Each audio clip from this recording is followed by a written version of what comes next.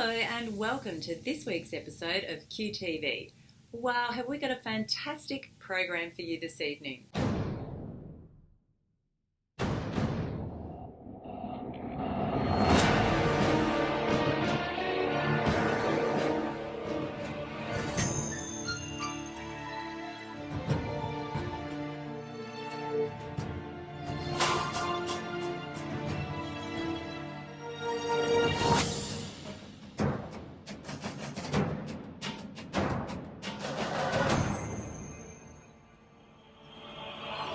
Tonight we'll be chatting with Fern Smith, a visual artist who uses her skills to bring about some community change. We'll head down to DT's Hotel in Richmond for the great Cake Bake-Off auction that raises funds for Pride March. We'll have our cameras inside Joy's 94.9 studio as the Saturday Magazine team discusses the burning issues of the day. And in our Moments in Time series, we remember Charlie and Lance, who fell in love in 1919, but it wasn't to be. The law intervened and Lance was sent to prison.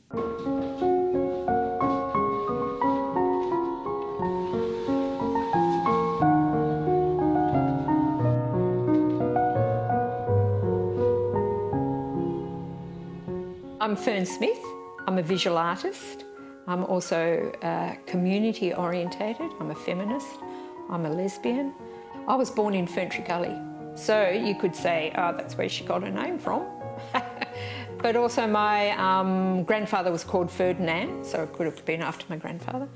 Also my mum liked the environment, so it could have been called after the environment. There's a whole lot of things that I do that are part of me, and I suppose when you look at a tree, it's got many leaves. I've got lots of leaves, but it's all part of me. But I try and describe all of that visually, so that's why I'm a visual artist.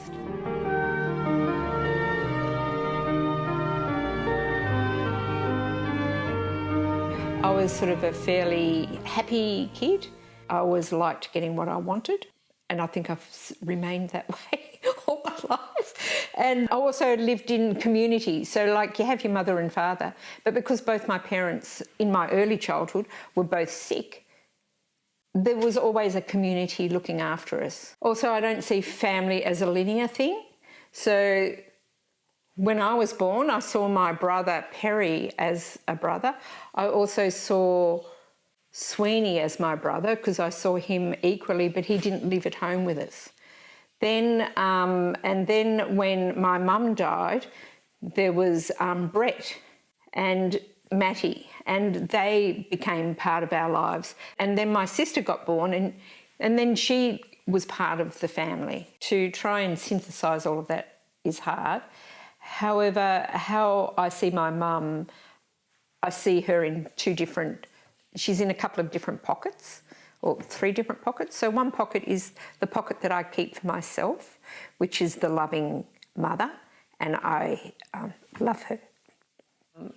About my mum, Joy, she's this big person in the Victorian world of being an artist. And why she's big is that her work is emotive and her work is really honest.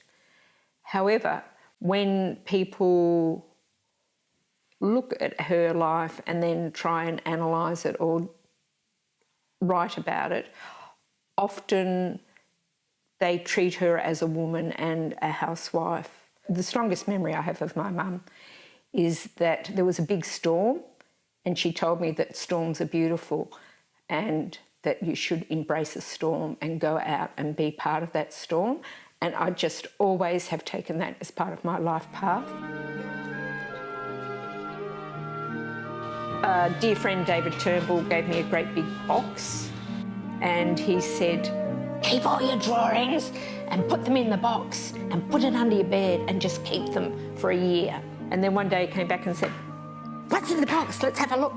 So we had a look and stuff, and he said, oh, well, it's time to have an exhibition now. So he took me through that process. I've had a studio of my own, a room of my own, since 1990. I'm so lucky. Before that, it was the kitchen table. I spent suppose since 2009, learning how to create art by using sustainable practice. There's just so many materials that are free and accessible. And that's how you make quick glue, instant glue. And now I'm going to time it. Everything that is in a kitchen you can actually create art from. So from your waste paper, from the dyes, from the foods, you know, like your corn flour and stuff, and your pots and your pans and your spatulas and all of that. You could actually make art from a kitchen. And I've just made myself a nice little nasty knot here. I'll undo this and I'll unfurl the paper pulp.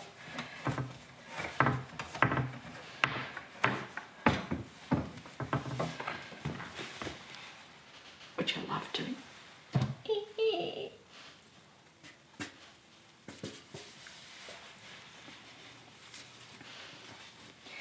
And then I put it in this handy little bucket.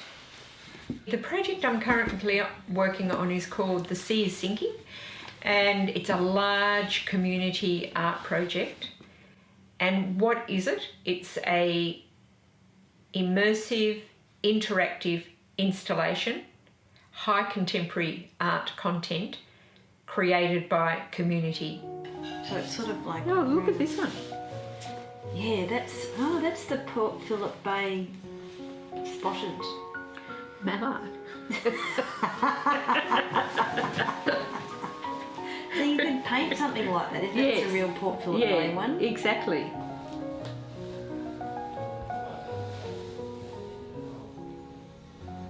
It needs to be under something. Of course it does, Fern. Otherwise it... I won't be able to get it off.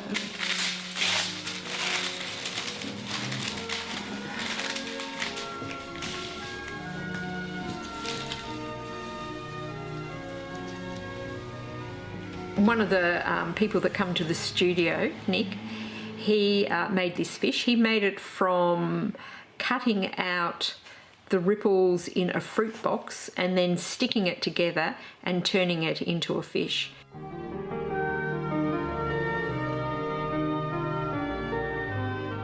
Ooh. Well, I think I was always bisexual. Anyway, over the fence I go.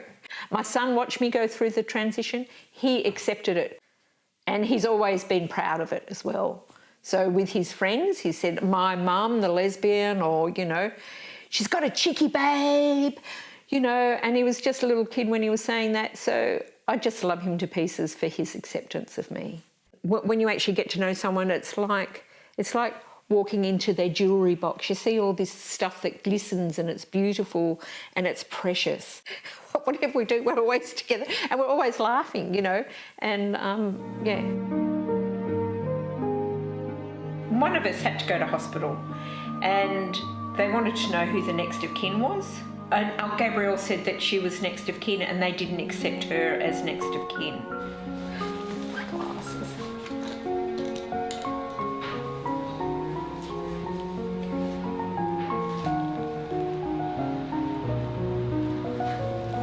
Whatever I produce, it can go into the compost pit and I know it's not going to affect the waterways, a tree can grow from it, and I'm happy. Really give up cooking, create art, and be a lesbian.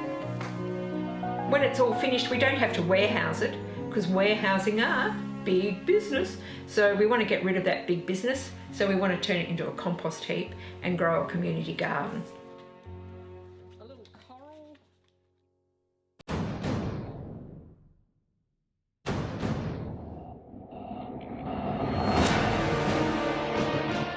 Now we have the Great Cake Bake Off at DT's Hotel.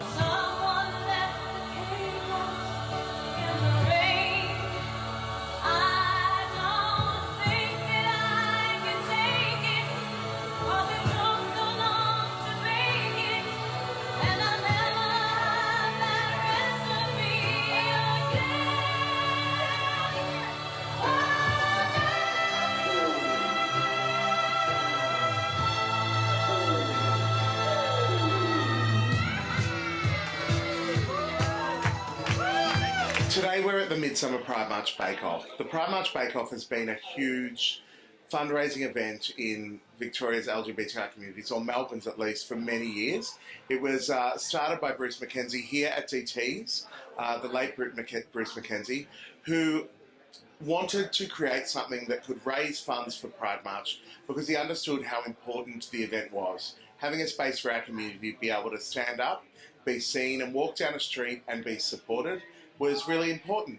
People make a cake and then we auction them off. It's really that simple. Hello everyone, I'm Gene Arcuri, very busy homosexual. Welcome to the Midsummer Pride March Bake Off here at DT. Today we're going to be auctioning some amazing cakes. A red velvet cake with some lovely rainbow sprinkles. What about you? Do you have 65? 65? 65! I wouldn't tip it, but if you could see it, detail on it is beautiful, it's neat, the flowers look fresh, and run out of things to say about it. $40 for this beautiful hummingbird cake. We've got $40 over here. I like you. Lovely. Nice. Do we have there you go. $50? $50. 50. Oh, We've got 50 yes, over here. yes. The hummingbird's in for a win. Yeah, the cake wasn't We've good got enough. All right, that's fine. $60. 60 for a it looks hummingbird. gorgeous. Yeah. The Oh, flower's yes, 60. 60, yeah. 80 going once. 80 going twice. Sold for $80. This is a rosewater and vanilla panna cotta tart. We've got 40 over here, $40, $70 so far for this gorgeous looking tart. Maureen's got 100 for 110. Sold $130. It's a citrus infused cream cake with a nougat football. 30 over here, we've got 40, we've got 40 over here. 50, 50, 60, 60, have we got 70, so we're at $150. We've jumped straight up. $200, $250 sold. Cool. Who wants to buy more cake? Now this is a lemon coconut cake. That's a lot of layers of cake there. It's a coconut cake with lemon mascarpone buttercream, filled with lemon curd and topped with shredded coconut. I wanted to keep it nice and classic and simple and elegant this year. $50. Beautiful. $50. 60 over here. Double 60 here, so I want to go 70. 70? We're going to go 80. Even 200, here we go, white shirt. 250. 250. Alright, a bit of a bidding war here. 260? Yeah. How far are we going to take it? 280 going once, 280 going twice, 280 going 3 times, sold! So this is a rose cake. 120, 180, 250. Where are we at? 215. 215. 215. Yeah, apparently. I'm going backwards. I don't do math. I just look pretty. So this is the amazing She-Hulk cake. I have made this lovely princess cake. Wanted to do a bit of a mix between like a hyper-masculine Hulk and then feminine princess cake. I think it's a bit like myself, where I'm like to be a little bit mask and a little bit princessy when I need to. Chocolate mud cake. So we've got 3 tiers underneath here and buttercream frosting. Look at it, you're getting this beautiful wig. You could wear that to parties. 100, straight into $100. We've got $100 for She-Hulk. 150. 150. We've got 190 going once. We've got 190 going twice.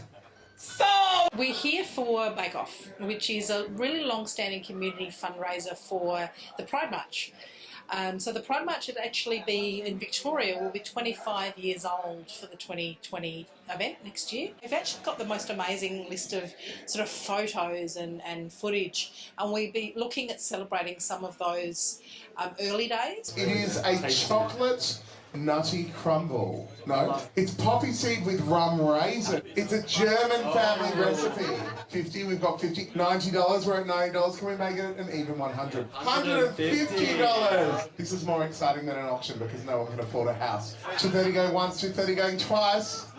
Sold to the man that needs a haircut behind the bar.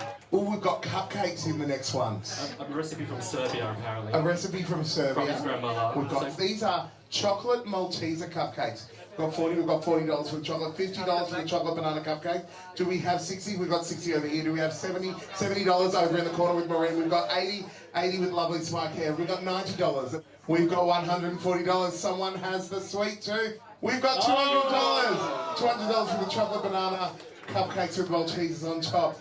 The fisting cake. It's a chocolate mud cake. There's so much, honestly, there's so much disturbing detail in this. Does it have a soggy bottom? Does it have a soggy bottom? Wow. I'm going to bid on this one. I'm starting the bidding at $40. $100 over here, the Fisting Mud Cake. $170 over here. We've got $170. Do we have $180? $180 with Maureen over in the corner. I don't want to interrupt you, Dave, but we tried this cake too, and it was very, very good. Ooh. The icing and chocolate complemented each other. It was really terrific tasting cake. Please, somebody outbid me.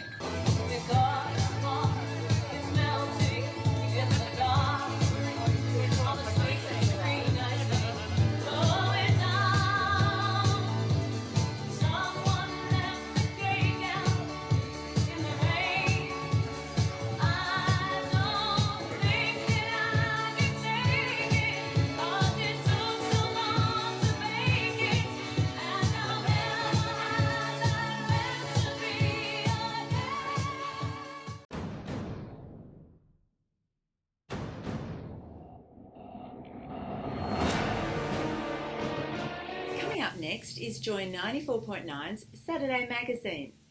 Then we'll remember Charlie and Lance, the love that could not be. Talk to us a little bit about why LGBTI people might be experiencing high levels of ideation and suicide attempts. There are a range of reasons. Some of them are that discrimination within the wider community. So people might be bullied when they're at school, for example, or they might face discrimination in their everyday life. And so that puts pressure on LGBTIQA plus people. And then there is a misconception that just because somebody is gay or lesbian or transgender, that's the reason that they might suicide, which is actually a fallacy. That might be one of the contributing things to other risk factors, but that's not the reason why these people suicide. There's been research conducted which clearly demonstrates that the reason that there's a higher rate of attempts and suicidal ideation is actually directly due to homophobia. Yeah. So it's the social environment that people are in, not the actual being LGBTQI itself. It's actually really difficult to get clear statistics in the LGBTIQA plus community simply because when somebody dies by suicide, often it's not reported whether they're gay or lesbian or LGBTIQA plus. So they're actually not recorded by the coroner. But what we do know is there's studies being done about suicide ideation or people who are thinking about suiciding. And what we do know that 22% of same-gender attracted and gender-diverse young people between 14 and 21 have thoughts of suicide. And transgender people 18 years and over are 18 times more likely to have thoughts of suicide. How many more times? 18. So because we have these statistics about the thoughts of suicide, we can only then extrapolate, I suppose, the rates of suicide within the LGBTIQA plus community. There are people who are thinking that a very public campaign would be a good idea, but the wording of that, the tone of it, all those things need a lot of care and consideration. So I think there's a determination now that the silence about suicide has not helped. But we also need to be very mindful about how we speak about it so that it's done safely. Losing someone to suicide is a very traumatic experience, so it's an incredible experience of devastation, trauma and shock. And then also just really relentlessly, in a sense, asking why. How come this has happened? Trying to understand it. And then part of that becomes really trying to work out. People often feel very guilty, like they should have seen it coming, they should have been able to prevent it. Was it something they did or didn't do or said or didn't say? So those experiences are really difficult to deal with, very complex. It takes quite a long time to really re-establish a sense of self again and being able to sort of really engage in life again. And also another thing that came up and over again was this feeling of isolation during this experience, that they didn't know where to go to for support. They found it hard to talk to people, even close family and friends. And I think hope is sometimes difficult to find. And one of the things that we know is very helpful for getting hope is actually connecting with others who are going through the same experience. Yeah. That feeling connected, feeling understood, feeling accepted is incredibly valuable. In all the people we talked to, the thing that they said to help most was talking to people and feeling connected and reaching out and getting help. That was the key thing that they did. So it'll be available on the Joy website, so joy.org.au/let's talk. You're not alone. There is a lot of support there. Don't be afraid to talk about it. People are feeling, uncomfortable or challenged by this subject. Lifeline 13 11 14, and also there is Q Life 1800 184 527, and another one, a callback service 1300 659 467.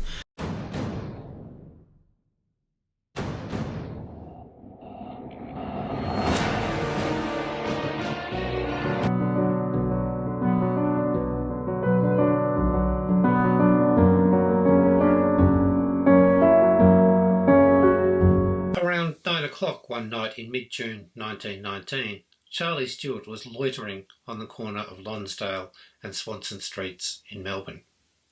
Charlie was a labourer who lived at home with his parents. He was about 19.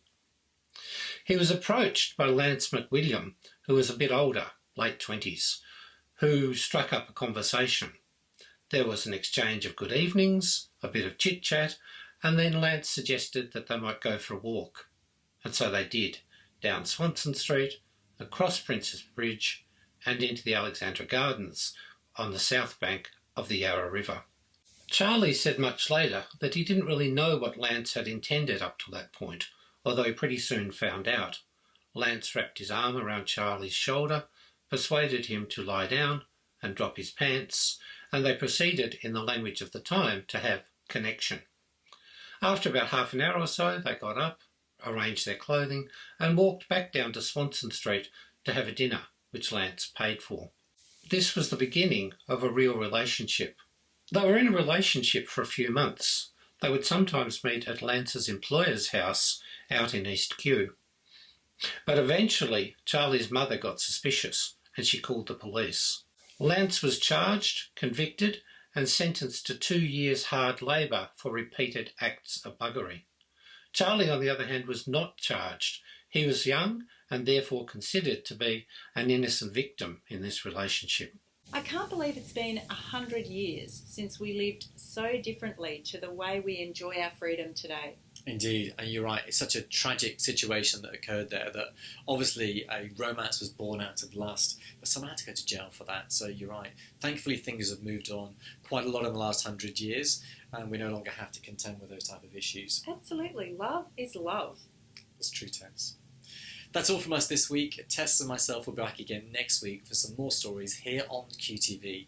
Have a lovely evening. Good night. Good night.